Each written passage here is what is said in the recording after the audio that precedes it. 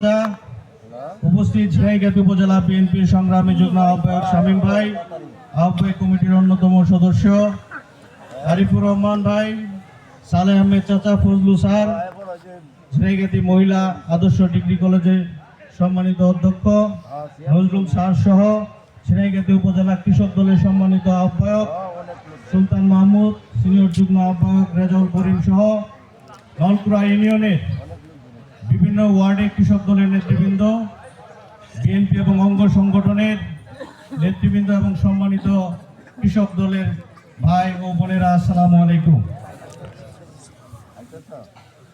আসলে আজকে আমরা যার রুহের মাগফিরাত কামনায় দোয়া মাহফিল অনুষ্ঠান করতে যাচ্ছি, উনি হচ্ছেন সেই মহিষী নারী শহীদ প্রেসিডেন্ট জিয়াউর রহমানকে যখন নৃশংসভাবে হত্যা করা হয়, তখন আমাদের সাবেক প্রধানমন্ত্রী বেগম খালেদা জিয়া একজন সাধারণ গৃহবধূ ছিলেন।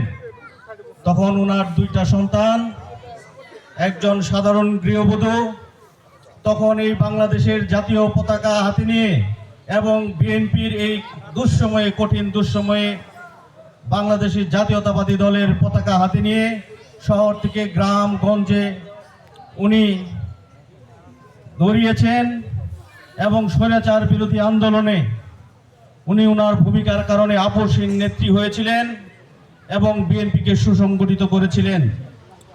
পরবর্তী সময়ে উনি প্রধানমন্ত্রী হন 1991 সালে এবং 2007 সালে আবার 1/11-এর সময় কিন্তু আমাদের নেত্রী কারা নির্যাতিত ছিলেন।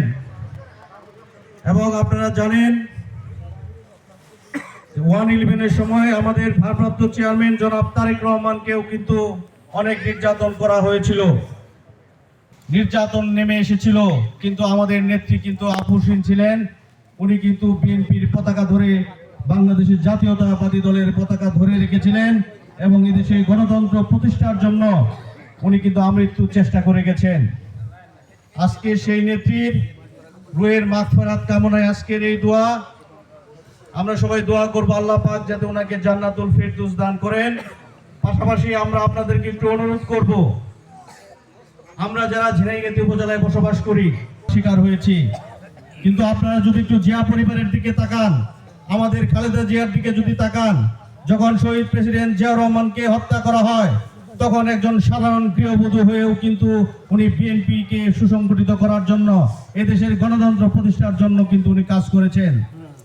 উনি 16-17 বছর এই আওয়ামী দুঃশাসনের আমলে উনি পরিত্যক্ত কারাগারে কিন্তু উনি আবদ্ধ ছিলেন।